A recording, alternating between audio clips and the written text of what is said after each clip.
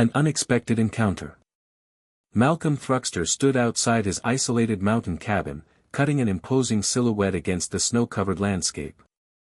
At 62, his weathered face bore the marks of a man who had seen too much of the universe and decided he preferred solitude instead. His once athletic frame, now slightly stooped from years hunched over drive components, was wrapped in a long dark thermal overcoat that reached almost to his boots, a military-era garment designed to withstand the harshest environments. The coat, frayed at the edges and patched in several places, hung open despite the biting cold, revealing multiple layers beneath and a utility belt holding various tools of his former trade. His boots, heavy and well-worn, bore crampons for navigating the icy terrain, and a survival staff gripped in his gloved right hand doubled as both walking aid and potential weapon, a habit from his military days he couldn't shake.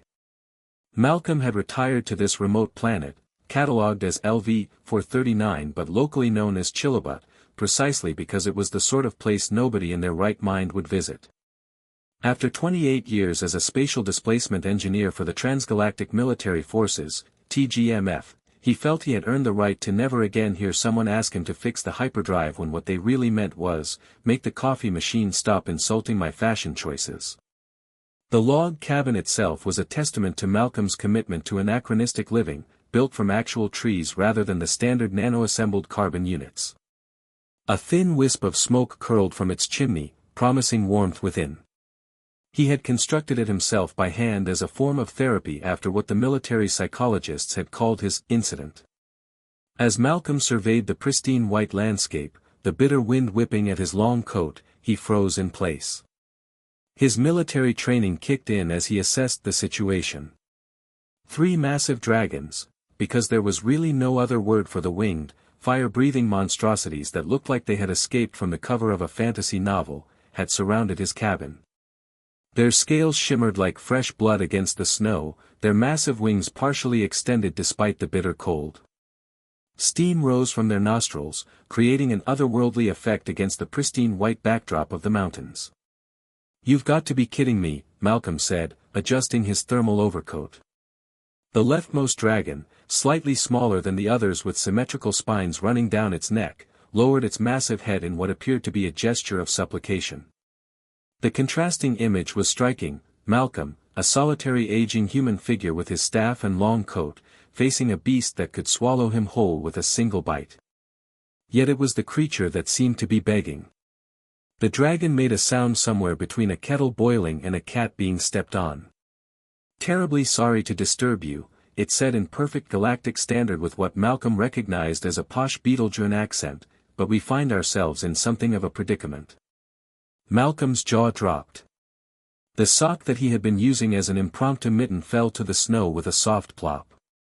"You talk," he said, displaying the kind of keen observational prowess that had made him a mediocre conversationalist but an excellent engineer. "Indeed," said the dragon. "My name is Fexalomer, though my friends call me Fex. My companions are Drastiker and Volumina." The other 2 dragons nodded in turn. "We are what your species might call Draconis stellaris, though that's really just a human categorization. We prefer the magnificent winged ones who could incinerate you but choose not to because we're actually quite pleasant once you get to know us." "That's quite a mouthful." "Yes, it doesn't translate well to bumper stickers," Fex admitted. "In any case, we find ourselves in a bit of a pickle. Our ship crashed about 7 miles north of here, and the backup thermal generators were damaged. We're not built for this kind of cold, you see. Our internal flame sacks are freezing over." Malcolm looked at the dragons more carefully. Now that it was mentioned, he could see that their normally vibrant red scales had a distinctly bluish tinge around the edges. Their massive wings were pulled tight against their bodies, and occasional tremors ran through their impressive frames. Drastiker, the largest of the 3 with horns that curved backward like a ram's, stamped a clawed foot impatiently, causing a small avalanche to slide off the cabin roof. "What my overly verbose friend is trying to say," he rumbled, "is that we're freezing our tails off and need shelter until our distress signal reaches the nearest outpost." Malcolm's eyes narrowed. 28 years in the TGMF had taught him caution, particularly when dealing with species he'd never encountered before.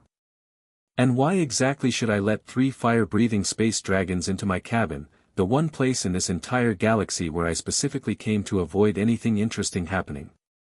Volumina, who had remained silent until now, stepped forward. Unlike her companions, her scales had an iridescent quality, shifting from crimson to gold depending on how the light hit them. Around her long neck hung what appeared to be some sort of technical device that pulsed with a soft blue light. Because, she said softly, we have hot cocoa mix. The real stuff from Earth, not that synthetic garbage they sell at Galactic Mart. Malcolm's resistance crumbled faster than a poorly engineered space station facing a medium-sized asteroid. If there was one thing he missed about civilization, it was a decent cup of hot cocoa.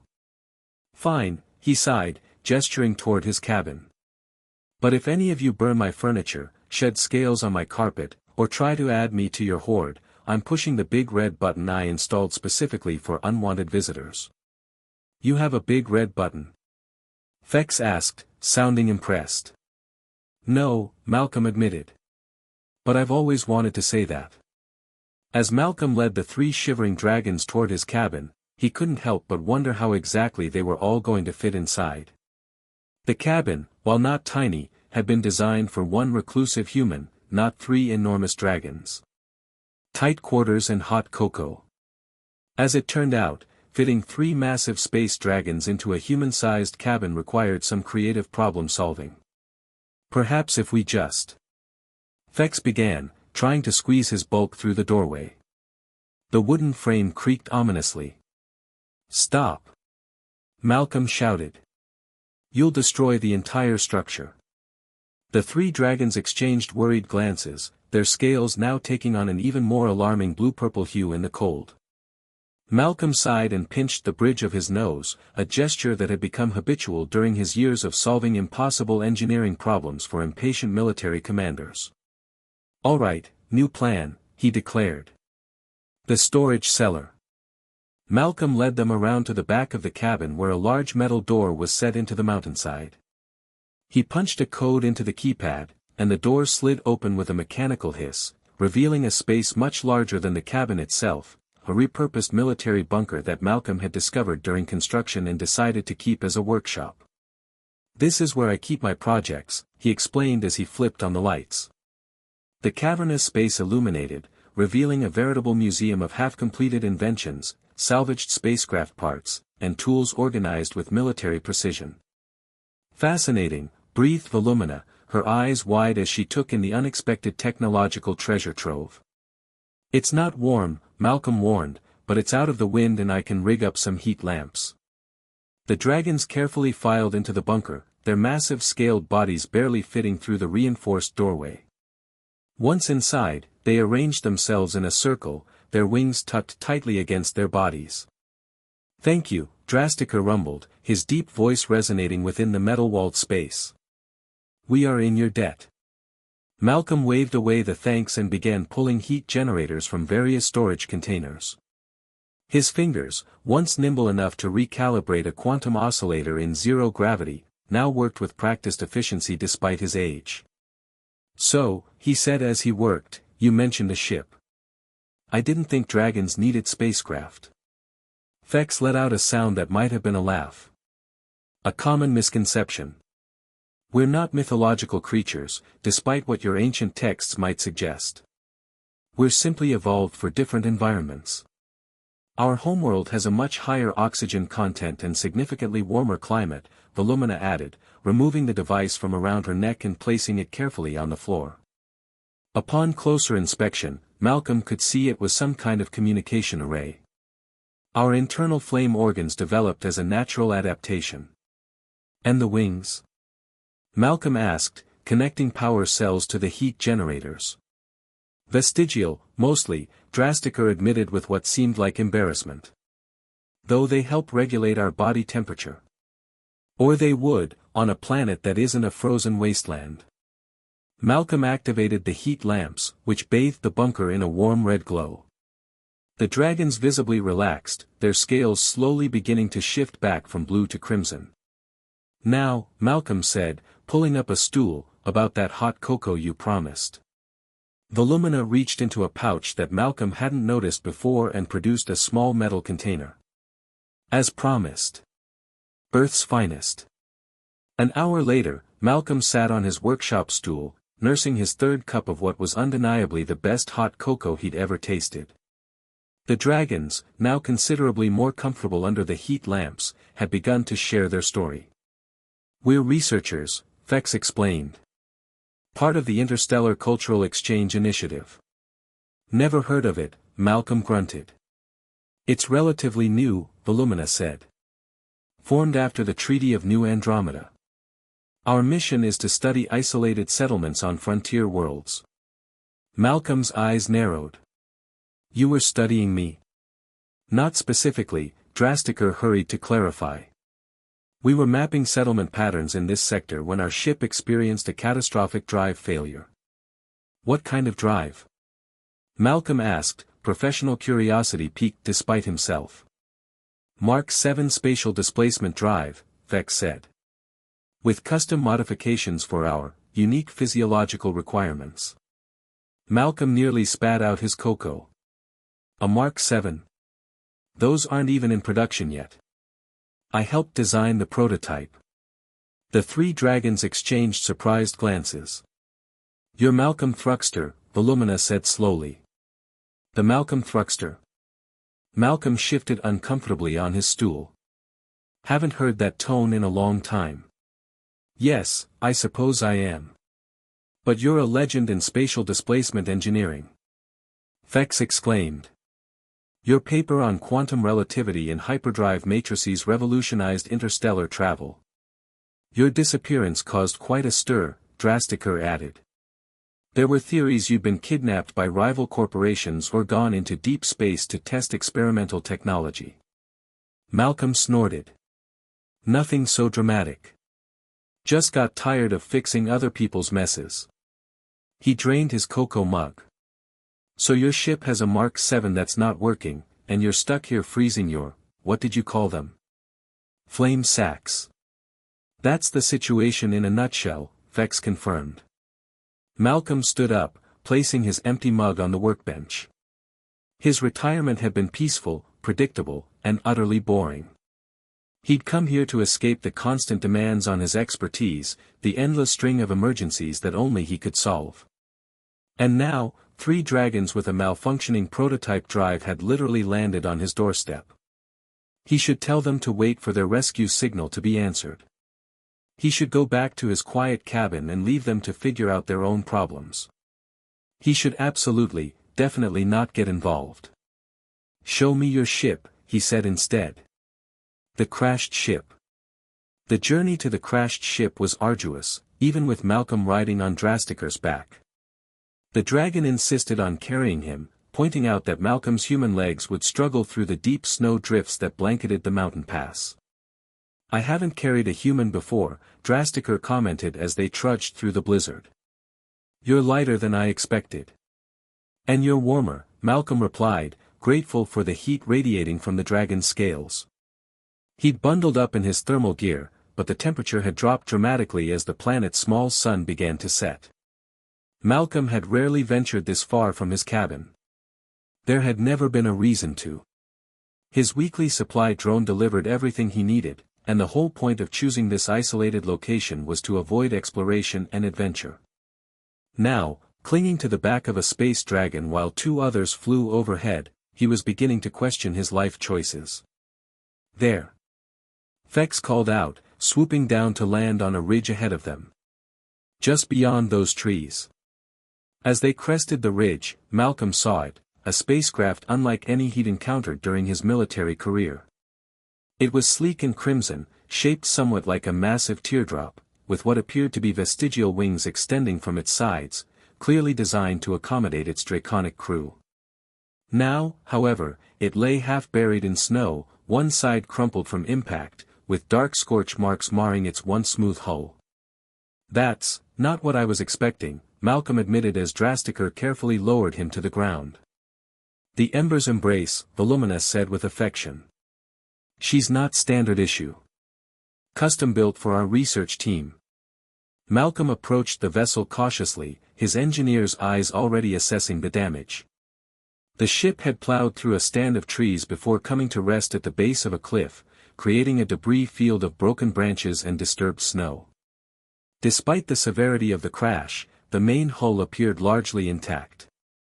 "Entry point?" he asked. Fex led him to a hatch on the underside of the ship, mercifully unblocked by snow. "The internal systems are still operational on backup power," he explained as he placed his clawed hand on a biometric scanner. The hatch slid open with a hiss, releasing a burst of warm air that made Malcolm realize just how cold he'd become.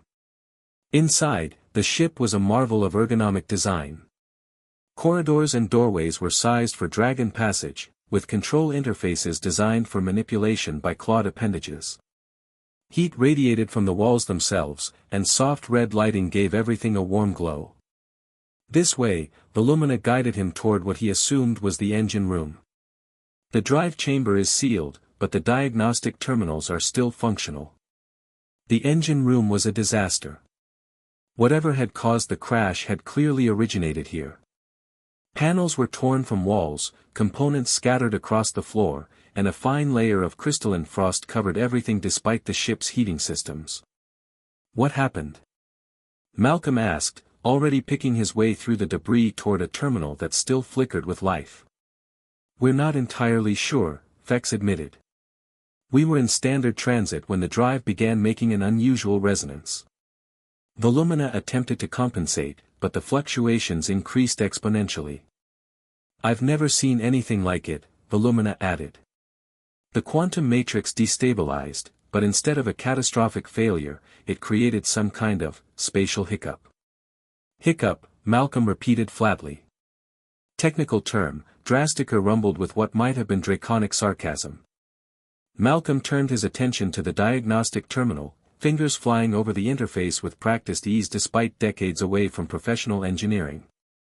The ship's systems recognized his commands, displaying streams of data that would have been incomprehensible to most but were like a familiar language to him. "This is unusual," he murmured after several minutes of intense concentration. "Can it be fixed?" Fex asked, hovering nervously behind him. Malcolm scratched his beard thoughtfully. "The Mark 7 uses a quantum entanglement matrix to bend spacetime, creating a displacement bubble that—" Yes, we know the basics," Thruxter interrupted impatiently. "Can you fix it?"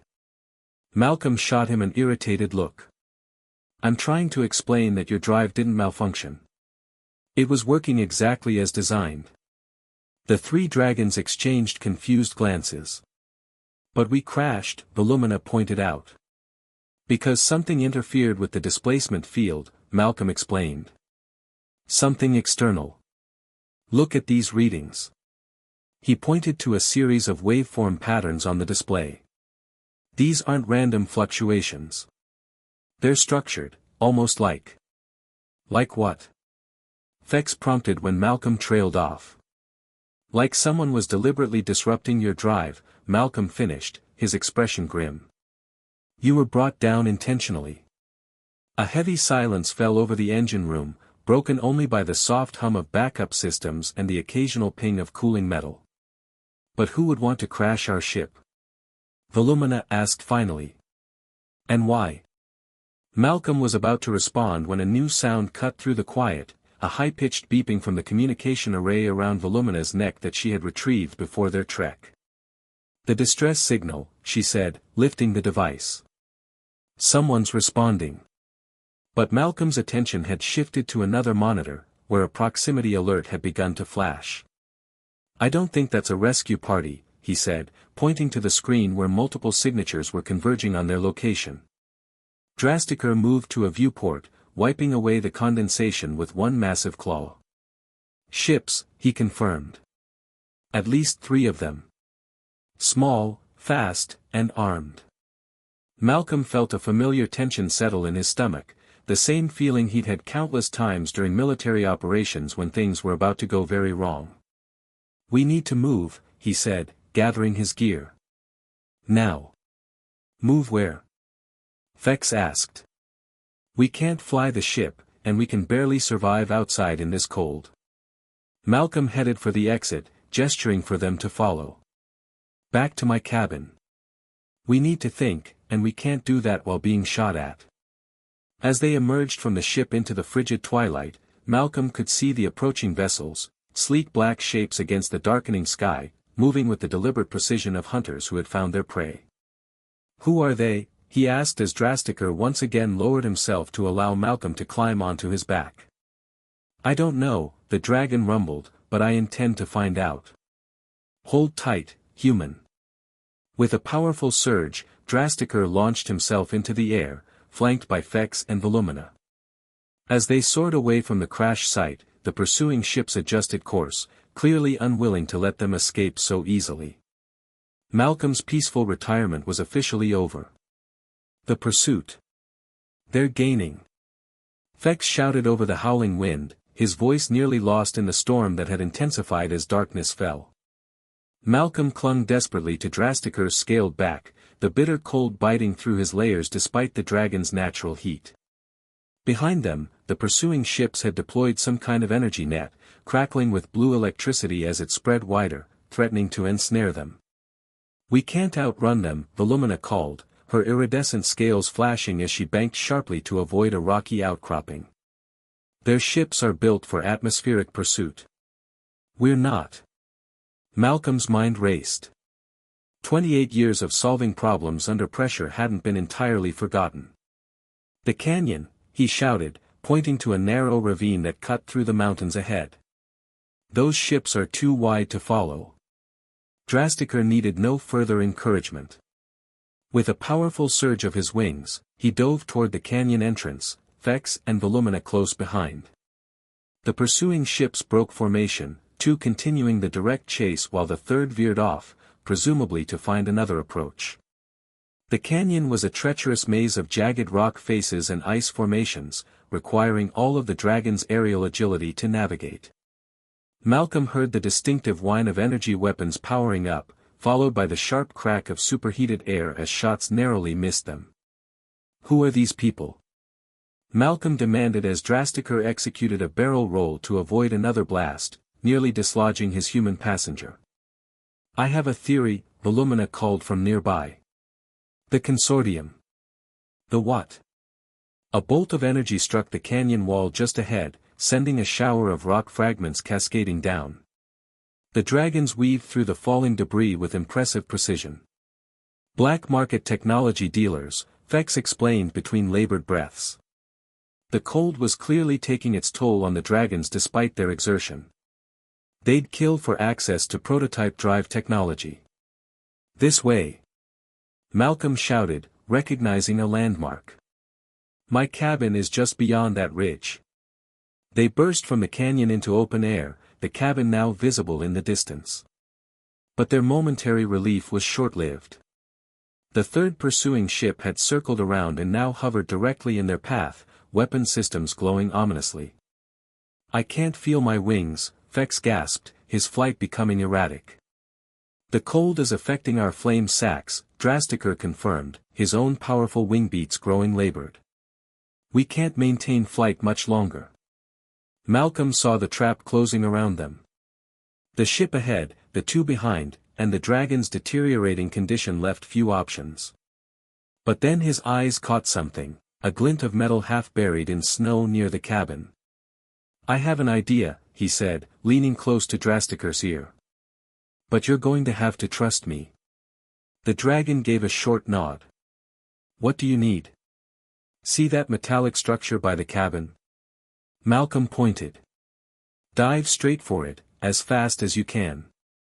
Tell the others to follow exactly in your path."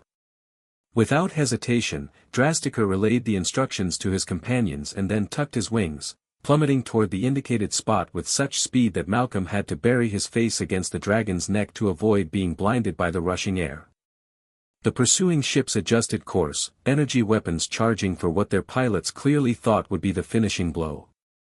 But just as they fired, Thruxter pulled up sharply, skimming the snow-covered ground with mere inches to spare. The metal structure came into view, a massive satellite dish, part of the communication array Malcolm had installed during his first year on the planet and later abandoned when he decided isolation was preferable to news from the galaxy he'd left behind. "Now!" Malcolm shouted. Drasticr unleashed a torrent of flame directly at the dish, the heat so intense that the accumulated snow instantly vaporized, revealing the reflective metal surface beneath. The dragon's flame hit the parabolic dish and reflected upward, directly into the path of the pursuing ships. The pilots, caught off guard by the sudden wall of dragon fire, swerved erratically. One ship clipped another, sending both into an uncontrolled spin. The third pulled up sharply, narrowly avoiding the flame but flying directly into the path of a massive tree. The impact wasn't enough to destroy the vessel, but sufficient to disable it temporarily.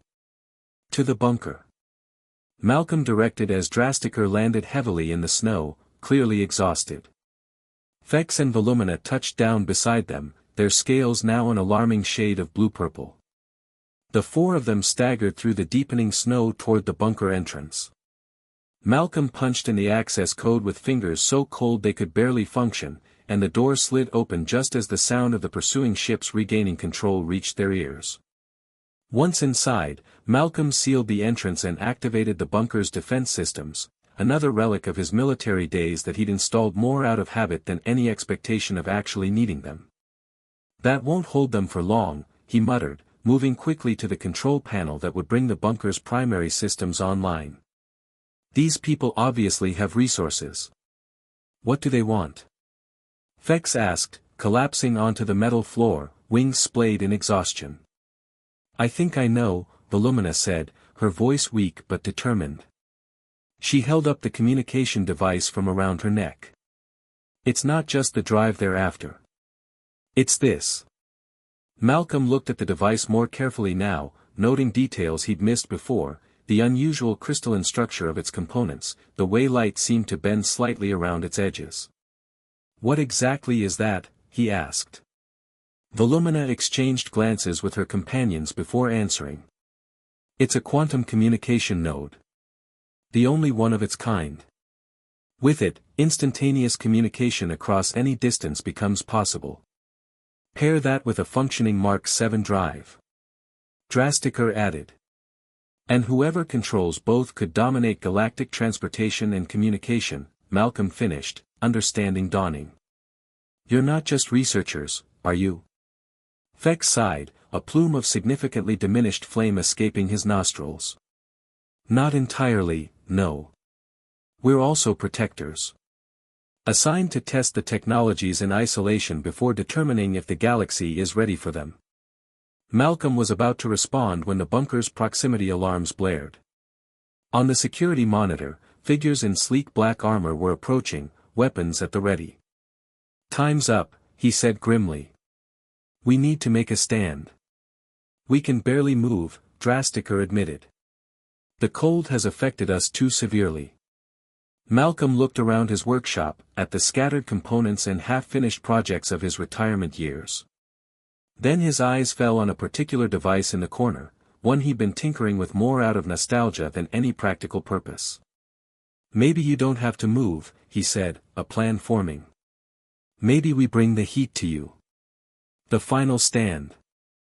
Malcolm worked with feverish speed, connecting power cells and adjusting circuits on what looked like a massive, cylindrical device with numerous coils wrapped around its surface. "What is that?" Volumina asked weakly from where she lay with her companions, their bodies huddled together for warmth. "Atmospheric thermal modulator," Malcolm answered without looking up. "Military prototype. Never went into production because the energy requirements were too high for field deployment." "And you just happen to have one?" Fex asked incredulously. Malcolm shrugged. "I might have borrowed some equipment when I retired. Force of habit." Outside, the attackers had surrounded the bunker.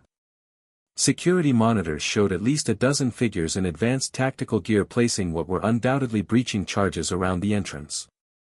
"This won't stop them completely," Malcolm admitted, making a final adjustment to the device. "But it should buy us enough time." "Time for what?" Thruxter rumbled, attempting to rise but failing as his weakened limbs gave out beneath him. Time for your flame sacks to recover. Malcolm activated the device, which began to hum with increasing intensity. This will temporarily raise the ambient temperature in the bunker to something approximating your homeworld. Should jumpstart your internal systems. As if to punctuate his words, the first explosion rocked the bunker door. Metal groaned in protest, but the reinforced military-grade construction held, for now. They're through the first layer, Malcolm noted, checking the monitors. We have maybe 3 minutes before they breach the main door. The thermal modulator was now glowing red-hot, waves of intense heat radiating outward. The temperature in the bunker rose rapidly, soon becoming uncomfortable for Malcolm but seemingly perfect for the dragons. Their scales began to shift back toward their natural crimson hue, and their breathing grew stronger. It's working, Volumina said, slowly flexing her wings. Another explosion shook the bunker, more violently this time. Alarms blared as the security system registered a breach in the outer defenses. 2 minutes, Malcolm updated, sweat now pouring down his face from the increasing heat. He moved to a weapons locker in the corner and retrieved a compact pulse rifle, another souvenir from his military days. You have a plan, I assume? Thruxter asked, now standing at his full impressive height, scales fully restored to their vibrant red color. Malcolm nodded, wiping sweat from his eyes. They want your technology. They think you're incapacitated by the cold and I'm just some hermit they can easily eliminate. They don't know who they're dealing with. On either count, Fex added with a draconic grin that displayed rows of dangerously sharp teeth. The final explosion came moments later, the bunker door buckling inward with a screech of tortured metal. Through the smoke and debris, armored figures poured in, weapons raised, only to stop short at the sight before them. 3 fully recovered space dragons stood in battle formation, their scales glowing with internal heat, flame visibly building in their partially open jaws. And in front of them, a single human in a tattered thermal coat, holding what appeared to be a heavily modified military-grade pulse rifle. Gentlemen, Malcolm addressed the intruders, his voice calm despite the tension. I believe you're trespassing. For a moment, nobody moved. Then one of the attackers stepped forward, removing his helmet to reveal a pale face with cybernetic implants running along one side. Malcolm Thruxter, the man said with evident surprise. The reports of your retirement were true after all. Malcolm raised an eyebrow. You seem to have me at a disadvantage. Varek Kal, the man introduced himself with a slight bow. Chief Acquisition Officer for the Technological Reclamation Consortium. I was an admirer of your work before you disappeared. Fancy title for a thief, Malcolm replied coldly. Kal smiled without humor. One person's theft is another's liberation of underutilized resources. The technologies these creatures possess could transform the galaxy overnight, yet they hoard them, deciding who is worthy of advancement. Not your decision to make, Thruxter growled, smoke curling from his nostrils.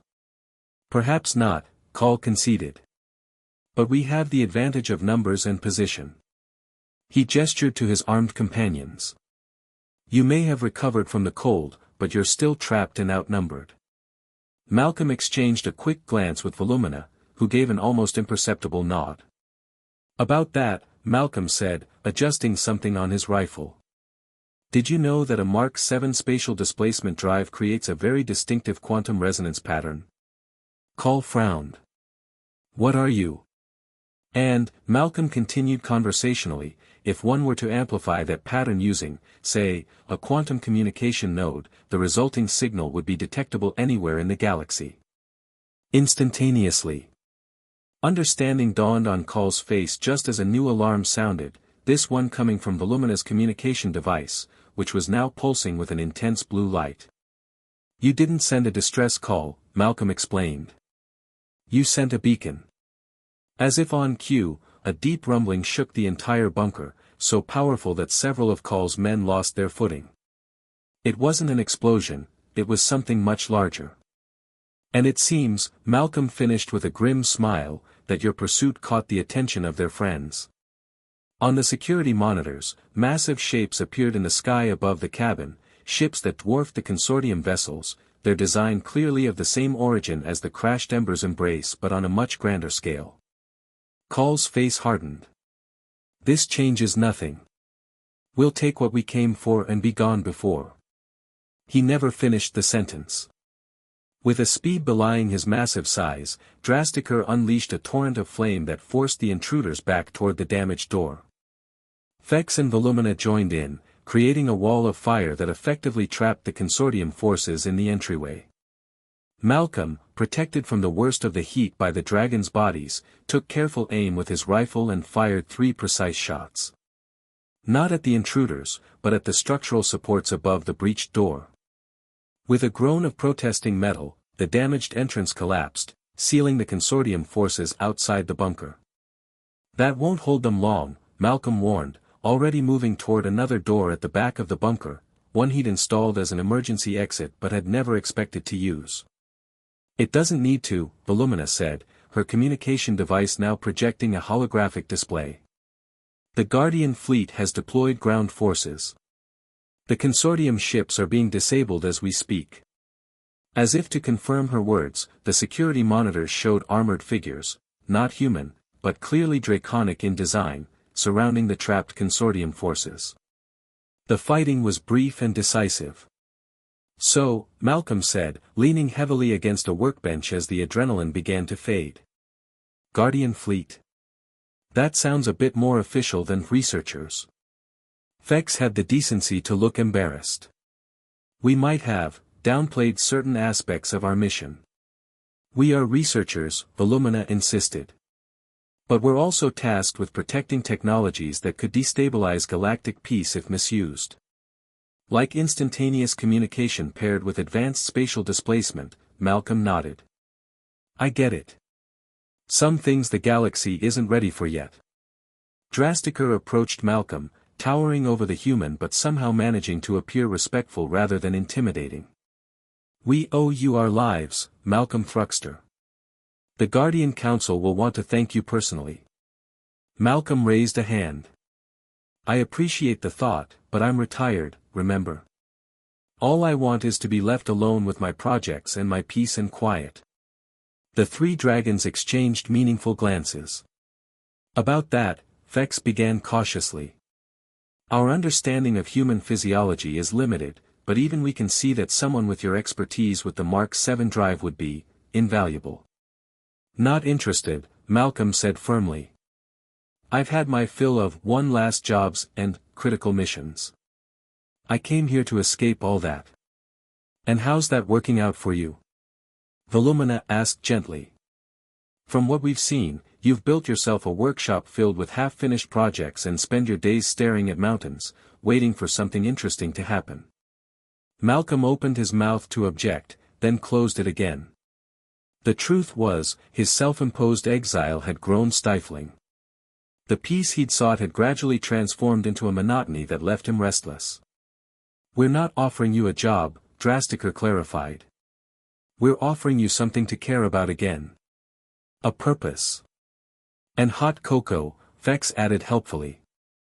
Our ships have an endless supply. Malcolm couldn't help but laugh, a rusty sound from disuse, but genuine. You're making a very compelling argument with that last point. Before the conversation could continue, the bunker's communication system crackled to life. A deep, resonant voice, clearly draconic, spoke in formal tones. Guardian Squadron, this is Fleet Commander Thruxter. Status report. Volumina activated her communication device. This is Guardian Volumina. Team is secure, prototype technologies recovered. We have unexpected assistance. There was a pause before the voice responded. Understood. Consortium forces have been neutralized. Prepare for extraction.